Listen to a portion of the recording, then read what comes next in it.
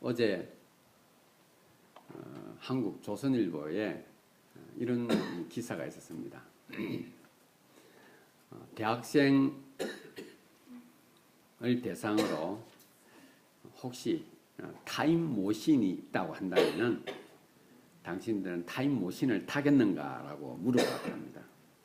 그러니까 약 95%가 타겠습니다 라고 말했답니다. 그래서 또 질문하기를, 그러면 어디로 가고 싶으냐? 미래로 가고 싶으냐? 과거로 가고 싶으냐? 라고 물으니까 그 대답한 사람들의 대부분이 과거로 가고 싶다고 했습니다. 그럼 과거 중에 어디로 가고 싶으냐? 라고 물으니까 이렇게 답을 했다고 합니다. 고등학교 때로 가고 싶다고 했답니다. 왜 그러느냐고 하니까 그때 가서 못한 공부 좀 열심히 해서 현재를 갖다가 좀 행복하게 좀 만들어 보고 싶다라고 이야기했답니다. 또 어떤 사람은 말하기를 첫사랑을 만난 시점으로 가고 싶다라고 이야기를 했다고 합니다. 왜 그러느냐고 물었더니 그때 실패한 것이 계속해서 마음에 남는다고 한답니다. 남자들에게 타임머신을 타고 제일 가기 싫은 과거가 어딨냐라고 물었더니 대부분의 대학생들이 이렇게 말했습니다. 군대 시절이라고 이야기했답니다. 그 앙케이트가 전반적인 것을 메시지를 제가 이렇게 받았을 때 느낌은 대부분의 대학생들이 현실을 그렇게 기쁘게 받아들이지 않고 있다는 겁니다. 그러니까 현실에 만족을 못 한다는 거예요. 현실에. 그래서 생각을 하기를 타임머신을 타고 과거로 돌아가면은 지금의 이런 생각이 있어서 그때 공부 열심히 안 한 거 공부 열심히 할 것 같고 첫사랑 실패한 거 실패 안 할 것 같고 그리고 많은 사람들에게 상처를 줬던 그 상처들을 자기는 매너 있게 아주 참 멋지게 해서 그러한 사람들과의 관계를 좋게 회복시킬 것이다라고 그렇게 믿고 있는 듯 했습니다. 하나님을 믿고 있는 여러분들에게도 동일하게 제가 질문을 드린다면 여러분들 타임머신이 있으면 여러분들은 타임머신을 타고 싶겠습니까? 타고 가고 싶다면 미래입니까? 과거입니까? 대부분의 사람들은 과거를 선택하는 것으로 이렇게 나와 있습니다. 오늘 본문에 나와 있는 시편 31편에 나와 있는 이 기록들의 저자가 다윗입니다. 그런데 어떤 사건이 배경이 되었는지는 알 수 없다고 합니다. 그런데 여러분 오늘 본문 시편 31편에서 31편 9절에서 20절을 읽어보게 되면은 이 다윗이 그 인생이 참으로 허망하고 힘들고 고통스럽고 절망 가운데 있다고 하는 것을 볼 수가 있습니다. 지금 제가 읽어드린 이 지금 성경이 개역 성경인데 요즘 새롭게 나와 있는 번역대에 있는 성경을 읽어보게 되면은 이 31장 9절에서 20절 내용이 좀 더 가슴에 와닿도록 번역이 되어 있습니다. 현대인의 성경을 보게 되면은 좀 더 많이 특히 이러한 부분들이 잘 이렇게 표현을 해 두었습니다. 그렇기 때문에 시편 말씀을 읽을 때는 가능하면 다른 번역분들을 함께 읽어보게 되면 더 도움이 많이 될 것입니다. 오늘 읽은 본문의 내용을 전체적으로 말씀을 드리면 이런 것입니다. 하나님, 정말 인생이 이렇게 고통스럽습니까? 내가 너무너무 고통스럽고 괴로워서 내 뼈가 녹습니다. 뼈가 녹습니다. 여러분 너무 괴로워서 심장이 타는 듯한 느낌을 받아본 적이 있습니까? 지금 다윗이 그렇게 말합니다. 이 근심이 내 뼈를 녹이고요, 내 속을 다 태웁니다라고 말하고 있습니다. 그러니 하나님, 제발 좀 저를 구원해 달라고, 저에게 은혜를 좀 베풀어 달라고 간절히 하나님께 호소하고 있는 것이 바로 오늘 본문의 내용입니다. 여러분, 그런데 저와 여러분들이 알고 있는 다윗이 어떤 사람입니까? 아무나 하나님의 약속을 들을 수 있는 그러한 것을 성경에서 우리는 발견할 수가 없습니다. 아무나 다 하나님의 음성을 듣고 하나님의 약속을 듣고 장래에 내가 너를 어떻게 쓸 것이다, 그런 메시지를 들은 사람이 그렇게 많지 않습니다. 여러분, 우리 성경 말씀에 예수 그리스도가 오시기까지의 과정 가운데서 가장 많이 등장하는 메시지가 바로 다윗의 언약입니다. 하나님께서 다윗에게 약속한 다윗 언약, 사무엘상 7장에 기록되어져 있는 다윗 언약, 굉장히 유명한 부분입니다. 9절에서 약 26절에 관계되지. 그 다윗의 어떤 삶을 보게 되면 한마디로 이렇습니다. 내가 너를 축복해 주는데 내가 너를 너희 민족의 왕으로 세우겠다. 그리고 왕으로 세워서 너로 하여금 패역한 이 민족, 너의 족속들, 너의 후손들을 하나님이 기뻐하시는 그런 찬양을 하는 민족으로 너를 통하여 변화시키겠다라고 말로 형용할 수 없는 그런 복들과 그런 기회를 다윗에게 주었습니다. 한마디로 말하면 다윗의 삶은 프로그래밍화 되어져 있습니다. 이미 다 정해져 있는 거예요. 그런 다윗이 오늘 이 본문을 기록합니다. 하나님, 죽겠습니다. 너무너무 힘듭니다. 하나님, 내 인생은 왜 이렇게 참으로 고달픕니까? 왜 이렇게 내 인생은 남들처럼 그렇게 평탄하지가 않습니까? 날 좀 구원해 주시고 저에게 은혜를 베풀어 달라고 말씀하고 있습니다. 하나님께서 그를 왕을 세우겠다고 약속하였고 어릴 때부터 그에게 기름을 부었는데, 여러분, 다윗이 왕이 되기 전까지 그의 삶을 한번 보십시오. 한마디로 고통의 연속이 아니었습니까? 그 나라 초대 왕을 통하여서 10년 이상이나 죽음의 위협에서 도망을 다녀야 했던 왕이 되기 전까지의 다윗의 삶. 겨우 이제 왕이 되었어요. 만 백성들의 칭송을 받으며 성군이 될 것이며 가장 위대한 왕이 될 것이라 하며 백성들의 칭송을 받으며 왕이 되었는데, 왕이 되고 나서의 그의 인생을 한번 보십시오. 한마디로 매일매일의 삶이 칠흑 같은 어둠의 삶이 아니었습니까? 그의 아들 압살롬을 통하여서 날마다 모반하며 그를 괴롭히는 그 아들의 등살에 왕이 된 후에도 그의 인생은 한마디로 고통의 나날이었던 것입니다. 여러분, 다윗이 이러한 삶을 살기에 그가 하나님의 은총을 받았고 하나님의 약속을 받은 사람으로서의 삶이 의외로 참 힘들고 어렵다고 하는 것을 발견을 합니다. 여러분, 저와 여러분들의 삶을 한번 살펴보도록 하십시다. 저와 여러분들도 나의 주인이 되시고 이 모든 것의 창조주 되시며 모든 것의 주인이 되신 그 하나님이 나의 하나님이라고 고백을 하는 저와 여러분들, 그 하나님께서 보내주신 독생자 예수 그리스도를 나의 구세주로 믿고 찬양하며 고백하는 가운데 하나님의 자녀가 되었으며 이스라엘 하나님 나라의 제사장이 되었다고 하며 왕같은 족속이라고 하며 하늘나라의 시민권을 가진 우리들이라 하는데 우리의 삶을 한번 보십시오. 참 일정하지가 않죠. 규칙적이지도 않죠. 변화무쌍하죠. 일이 좀 될 것 같으니까 곤두박질 치고요. 사람과의 관계가 좀 해결되어질라 하니까 오해가 일어나고요.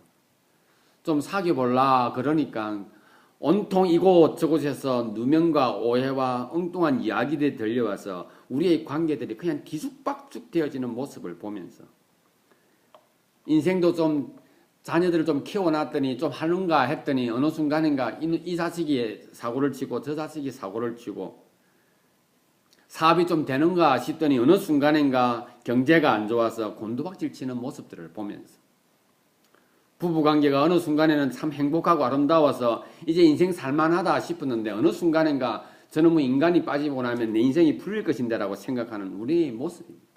이게 우리 인생이에요. 다윗의 삶이나 우리의 삶이나 진배 없는 것 같습니다.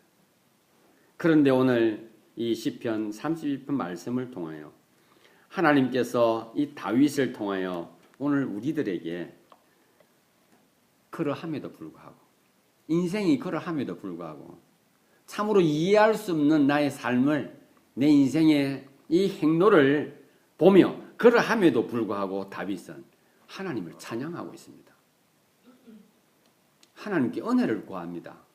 하나님 도와주세요라고 하며 간절히 심령을 통회하며 하나님께 나아가는 것을 보게 됩니다.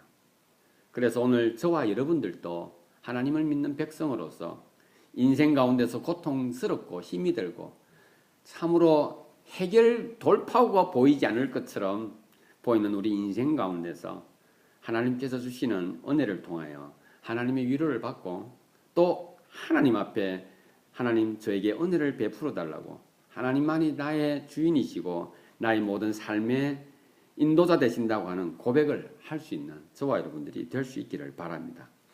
그렇게 되기 위해서는 먼저는 우리에게 주어진 현실을 잘 직시를 해야 합니다. 오늘 이 본문에 나와 있는 다윗이 자신의 현실을 어떻게 직시를 하고 있는지 오늘 본문을 통해서 한번 살펴보도록 하겠습니다. 이와 같이 17절, 18절을 한번 보도록 하겠습니다. 제가 읽어드릴게요. 여호와여, 내가 주를 불러사오니 나로 부끄럽게 마시고 악인을 부끄럽게 하사 음부에서 잠잠케 하소서. 18절 교만하고 완악한 말로 무례히 의인을 치는 거짓 입술로 벙어리 되게 하소서. 여러분 다윗의 삶이 아주 일목요연하게 잘 표현되어 있습니다. 이게 다윗이 자신의 현실을 숨기지 않고 있는 거예요. 지금 어떻게 말하고 있습니까? 첫 번째는 자기를 고통스럽게 하는 그 사람들을 하나님 모아가지고 그냥 지옥에다가 다 그냥 보내버리달라고 그렇게 지금 하나님께 구하고 있는 거예요. 두 번째, 자기에게 대해서 이런 말 저런 말하고 막 의인을 넘어뜨리기 위해서 거짓을 말하고 누명을 씌우는 그런 사람들을 향해서 뭐라고 이야기하냐면은 하나님 확 벙어리 되게 해주십시오 라고 말하고 있습니다. 다윗의 솔직한 고백은 이럴 거예요. 그냥 입을 그냥 꼬매버리세요 라고 하는 것 같아. 얼마나 그가 고통스러웠을까 하는 것을 우리는 확인합니다. 여러분 17절 18절을 제가 읽어드렸는데 이거 다윗이 한 말이에요. 저와 여러분들 중에 쉽게 하나님 앞에서 하나님 그 사람 좀 어떻게 안 되겠습니까? 쉽지 않습니다. 이렇게 말해요. 그래도 내가 그리스도인인데 그래서 내가 믿는 사람인데 라고 생각을 하죠. 점잖을 떨어야 되지 않겠습니까? 다윗은 지금 자신의 현실을 아주 그냥 명확하게 표현을 하고 있습니다. 어떻게 해요? 불평, 불만, 부정으로 가득 차 있는 겁니다. 여러분 그의 인생이요. 하나님이 그를 축복해 줘서 내가 너를 왕으로 세우겠다는 사람이 이 사람이. 축복을 받아도 어떤 축복 받았습니까? 엄청난 복을 받은 사람 아닙니까? 내가 너를 들어서 내 말을 너의 민족, 네 후손에게 너로 인해서 내가 전파를 해서 너의 민족이 회복되어지는 일에 내가 너를 쓰겠다고 그렇게 복을 받은 사람이에요. 약속을 받은 사람입니다. 그런데 다윗의 현실을 한번 보십시오. 하나님 내 주위에 있고 나한테 고통 주는 사람 그냥 모두 다 지옥으로 보내주십시오. 한마디 그냥 막 싹 그냥 없애버려 달라는 것이죠. 그냥 보기 싫다는 거죠. 그냥 뭐 이렇게 말하는 사람들 그냥 하나님 그냥 꼬매버려 달라고 그냥 호치키처럼 찍어버려 달라고 이렇게 말하는 거예요 지금. 여러분 다윗이 지금 누가 앞에 말하냐고요? 하나님께 말하고 있습니다. 하나님을 믿는 사람이에요. 하나님을 믿는 사람이 이렇게 잔인할 수가 있을까? 얼마만큼 고통스러웠으면 그가 이렇게 표현하고 있을 겁니다. 그런데 여러분 중요한 것은 저와 여러분들의 삶에 있어서도 마찬가지입니다. 우리도 하나님의 축복을 기대하고 있지 않습니까? 여러분 내 관계 속에서는 힘들고 어렵지만은 내 개인적으로는 하나님 말씀 보면서 하나님 이렇게 약속했지 않습니까? 저에게 복 주십시오. 하나님 저에게 이렇게 약속하지 않았습니까? 저에게 은총을 허락해 달라고 그렇게 합니다. 그러나 우리 관계 속에서 만들어질 때 우리 얼마나 마음이 상해집니까? 다툼이 일어나고 오해가 발생되어지고 누군가가 나에게 자존심 건드리는 이야기를 할 때 우리 속이 어떻던가요? 뒤집어지기도 하고 그냥 모든 것을 깨워버리고 싶은 마음이 들 때가 있지 않습니까? 저와 여러분이나 다윗의 모습이나 삶에서 느끼는 그런 감정과 울분과 불평과 억울함은 진배 없이 동일한 것 같습니다.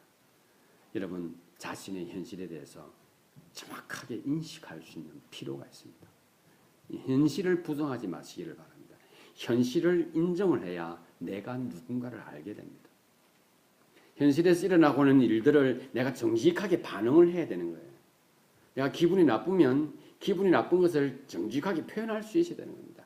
그걸 숨기고 그걸 감추고 그런 것이 없다라고 하면서 이렇게 겉으로 젠틀한 모습을 취한다고 할 때에 그 속을 누가 풀어주며 누가 감당하겠습니까? 결국은 자기 문제인데 다윗처럼 여러분 다윗의 삶은 이 성경 전체에서 말하기를 사도행전이 이렇게 말하고 있습니다. 다윗은 여호와 하나님의 마음에 합한 자라고 기록하고 있습니다.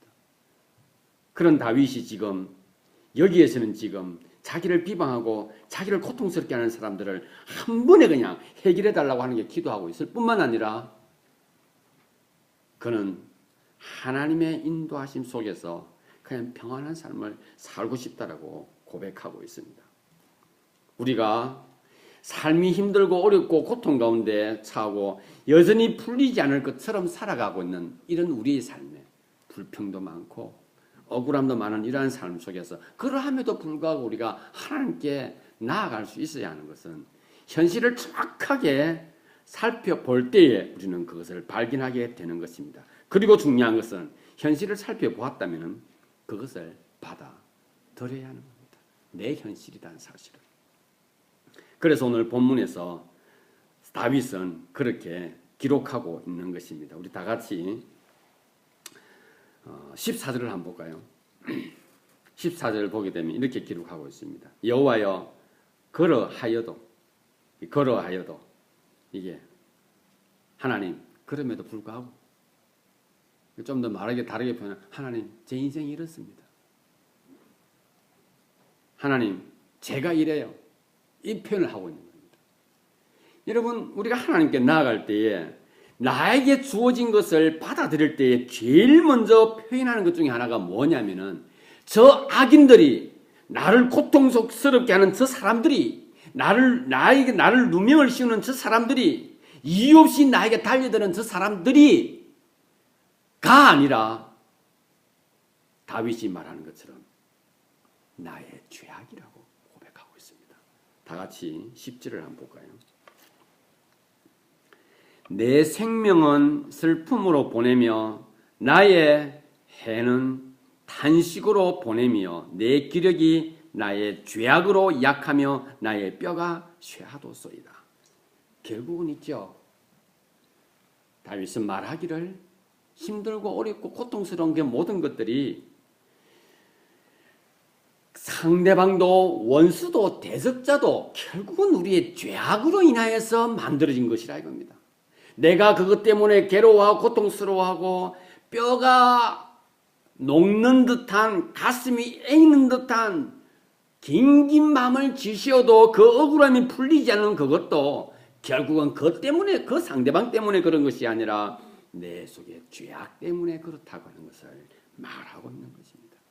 사랑하는 지체 여러분, 현실을 받아들인다고 하는 것은 있죠. 내가 누군가 하는 것을 확인한 거예요. 내 죄악이 나의 죄악이 아니라 우리 모든 인생은 자신이 가지고 있는 죄악으로 인해서 남에게 고통을 주고요. 남에게 힘들게 하고요. 남의 마음을 상하게 한다는 거예요. 여러분 혹시 저와 여러분들 가운데서도 여러분들 중에서도 다윗처럼 하나님 저 사람 어떻게 좀 저 사람 입을 좀 하는 그런 마음이 들 때에 기억해 보시기를 바랍니다.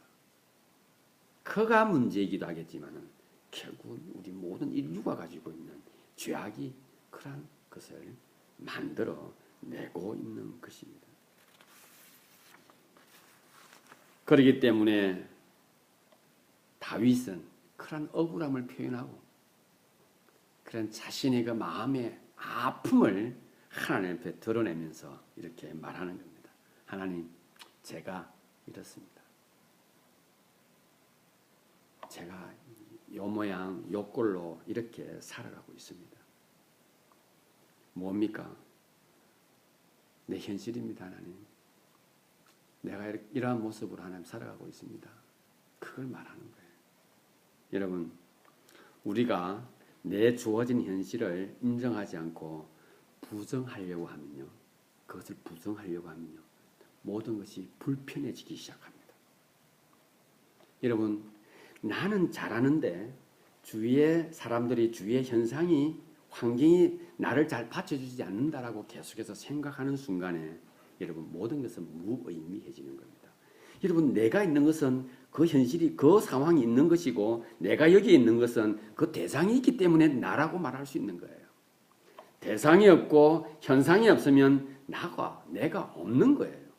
그런데 우리는 내가 힘들고 어려우니까 그러한 현상들과 그러한 사람들이 그러한 경우들만 사라지고 나면 나는 행복할 것이라 생각하는데 여러분 그것을 재버리고 나면 없애버리고 나면 나는 없는 거예요. 무의미해지는 것입니다. 그러기에 하나님께서 오늘 우리에게 말하고 있는 것입니다. 다윗을 통하여 하나님 제가 이렇습니다. 내가 속한 곳이 곧 내가 사는 이곳이 내가 있는 곳입니다. 이 말인 겁니다. 하나님 그러함에도 불구하고라고 고백하는 것은 하나님 내 있는 이곳에서 나의 모습을 주님 앞에 보여드립니다. 이 말인 거예요. 제하고 없애버리고 그 사람들을 그냥 사라지게 하고 나서 주님 제가 이렇습니다 하는 것이 아니라 그들을 인정하고 그들을 받아들이고 그 상황을 그대로 용납하는 가운데 주님 제가 이렇습니다. 자신이 발견되어진 그곳에서 그는 하나님의 이름을 부르며 하나님의 성호를 찬양하고 있는 것입니다. 그러기에 저와 여러분들의 믿음도 마찬가지입니다. 우리 믿음의 내용을 무엇이든지 부정을 하고 나면 우리의 믿음의 내용은 방향도 없고 이유도 없고 끝도 없고 시작도 없고 결론도 없는 거예요. 부정해버리고 나면요. 그래서 여러분 나를 힘들게 하는 그 사람을 향하여서 내가 기도할 때에 하나님께서 말하기를 용서하라는 메시지 내가 반응을 하게 되는 거예요. 내가 부정하려고 해버리면은 용서하라는 메시지가 사랑하라는 메시지가 어디에도 필요가 없는 거예요. 그래서 예수님께서 말씀하시지 않으십니까? 네가 니를 사랑하는 사람을 니도 사랑하는 것은 네가 생각하는 세상에서 제일 악독한 세리들도 다 그렇게 한다. 말하기를 수만 명을 죽인 사람도 자기 사랑하는 사람은 다 사랑한단다 라고 말씀하고 계시는 것입니다. 그러기에 우리의 믿음의 내용은 있죠. 내 현실을 직시하고 현실을 받아들이고 이렇게 이것을 순서대로 직시하고 받아들이고 그리고 그 다음에 어떻게 할까요? 이 순서대로 나타나는 것이 아닙니다. 뒤죽박죽 되어 있는 거예요. 인정해야 되고 어떨 때는 또 믿음을 갖다 앞세워야 되고 이것이 뒤죽박죽 되어 있는 가운데서 우리 삶이 전개되어져 가는 것입니다. 혼재되어 있다는 것이죠. 그래서 제가 처음 말씀드린 것처럼 우리 인생은 불규칙한 거예요. 뒤죽박죽인 겁니다. 어떻게 될지 우리는 알지 못하는 것입니다. 그래서 우리는 가만히 있어서 타임머신이 있으면 너 어떡할래? 라고 할 때 현실이 그렇게 고통스럽고 힘드니까 과거로 가고 싶은 겁니다. 좀 더 잘 만들고 싶은 마음이 드는 것입니다. 다윗은 너무 힘들고 어려운 현실 속에서 그는 자신을 표현하고 또 불평하기도 하고 그리고 자기를 있는 그대로 표현하면서 받아들입니다. 주님, 하나님 제가 이렇습니다. 그러함에도 불구하고 하나님 제가 하나님 앞에서 하나님의 이름을 부르기를 원합니다. 그렇기 때문에 우리의 삶에 있어서 우리의 문제들을 해결하는 마지막 순서는 하나님 현실을 인지하고 그것을 받아들이고 그리고 나서 우리가 해야 할 것은 바로 하나님을 의지하는 것입니다. 다 같이 15절을 한번 보도록 하겠습니다. 15절에 보게 되면 이런 기록이 있습니다. 내 시대가 주의 손에 있사오니 내 원수와 핍박하는 자의 손에서 나를 건지소서. 여러분 이 9절에서부터 20절을 읽어보게 되면은 이게 순서적으로 기록된 게 아니에요. 순서적으로 기록되지 않았다고 하는 것은 뭘 말하고 있냐면은 이 다윗이 이것을 기록할 때 그의 심령이 그 상태가 복잡했다는 겁니다. 이걸 어떻게 말로 할 수가 없으니까 막 적는 거예요. 기분이 좋았다가도 막 그냥 또 화가 나고 불평이 나고 불평이 막 일어나다가도 순간에 또 하나님이 의지하고 싶은 마음이 생기고 막 그런 겁니다. 지금 뒤죽박죽 되어 있는 거예요.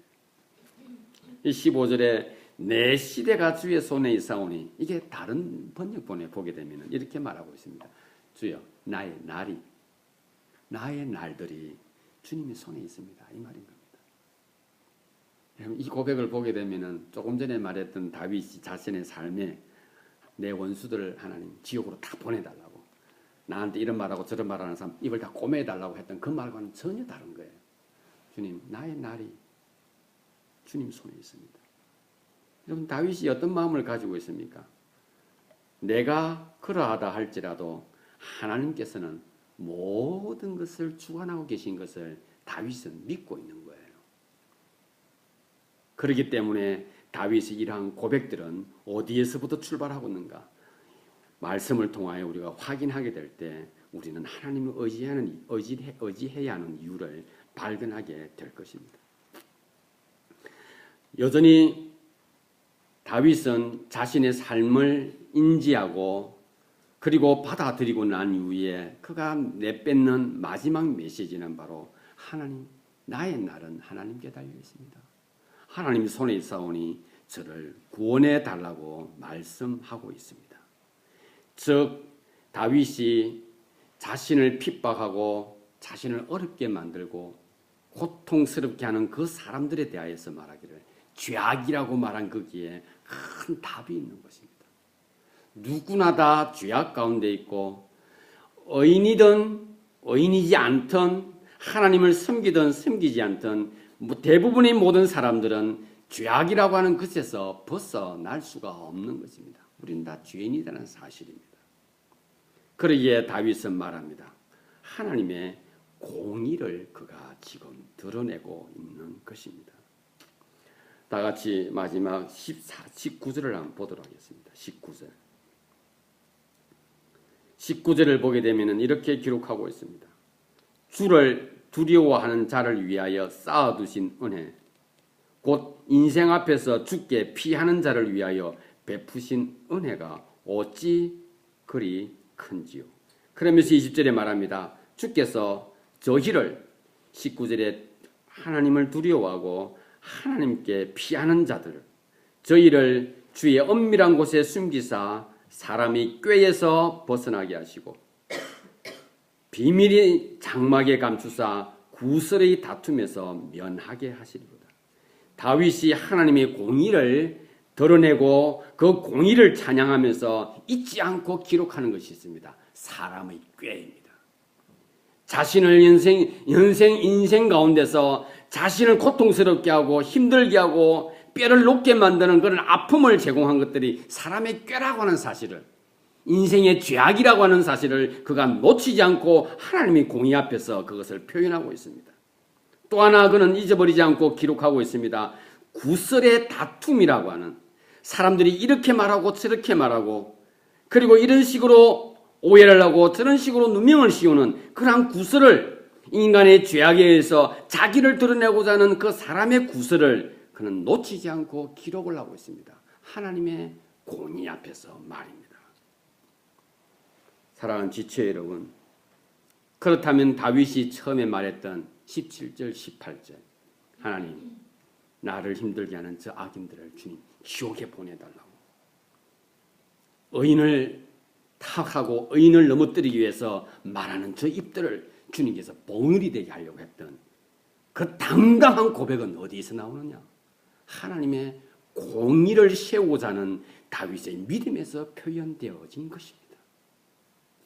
사랑하는 지체 여러분, 우리가 이 땅을 살아가면서 내 욕심대로 내 기분대로 하나님 앞에 나와 함께 기도하며 하나님의 공의는 기억도 하지 않고 생각도 하지 않고 내가 억울하고 내가 화가 나고 내가 분하니까 하나님 저 사람을, 저 성경을, 저분들을 어떻게 해달라고 하는 우리의 미련한 모습들을 생각하면서 오늘 다윗이 하나님 앞에 이렇게 당당할 수 있는, 하나님의 약속을 받고 하나님의 약속의 메시지를 평생 가운데 들었던 그의 인생이 프로그래밍화 되어져 있는 그 인생이 주님 앞에 다가가며 고통스러운 삶, 하루라도 바람 잘 날이 없는 그의 인생 역경 속에서 그가 하나님께 나아가면서 하나님 내 인생이 이러합니다. 그러함에도 불구하고 저는 오직 하나님만을 의지합니다. 나의 날이 하나님께 달려있고 나의 내일이 하나님께 있습니다.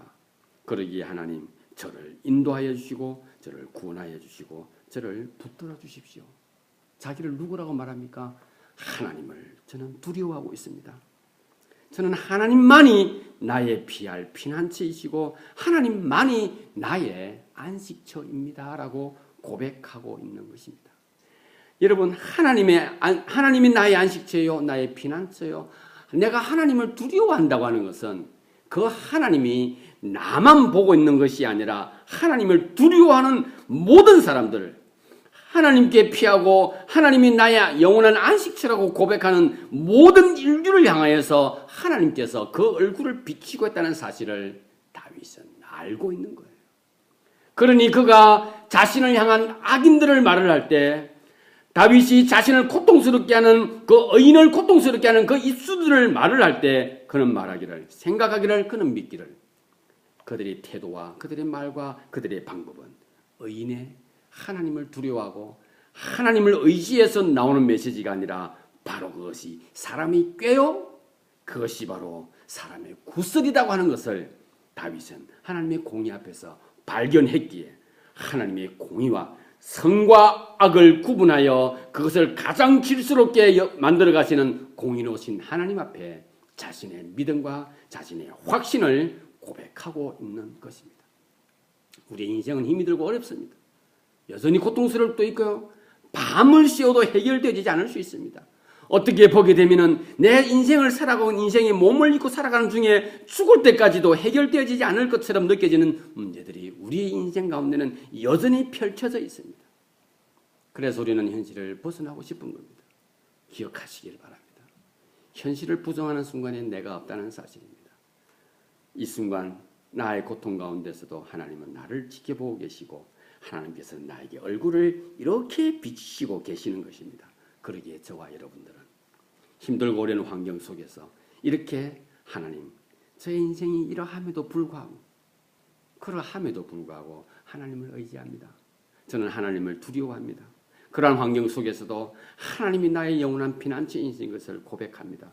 공의로우신 하나님께서 저의 삶 가운데 역사하셔서 나의 주인이 되셨으니 저의 문제를 해결해 달라고 주님께 기도하시고 주님께 의지하며 나아갈 때에 하나님께서는 우리의 삶을 가장 아름다운 모습으로 인도해 주실 것입니다. 그러나 여러분 잊지 마시기를 바랍니다. 갑자기 환경이 신세계가 되어지고요. 갑자기 그냥 사람들이 그냥 악인 같은 사람이 천사가 되어서 다가오는 것이 절대로 아닌 것을 기억하시기를 바랍니다. 우리는 여전히 하나님을 두려워하고 하나님이 나의 마지막 피난처이고 나의 안식처인 것을 고백하고 현실을 정확하게 인지하고 그것을 받아들이시길 바랍니다. 그러함에도 불구하고 저는 하나님을 의지합니다. 하나님을 찬양합니다. 그때에 하나님은 나를 먼저 보게 하고 죄인된 나의 모습을 바라보게 함으로써 공의로우신 하나님 앞에서 평안을 누리게 할 것이며 공의로우신 하나님 앞에서 진정한 삶의 의미를 발견하도록 주님께서 인도해 주실 것입니다. 오늘 이 시대를 살아가는 저희들 오늘 이 말씀을 통하여서 다시 한번 힘을 얻고 용기를 얻어서 주님 앞에서 승리하는 저와 여러분 될 수 있기를 바랍니다. 기도하시겠습니다.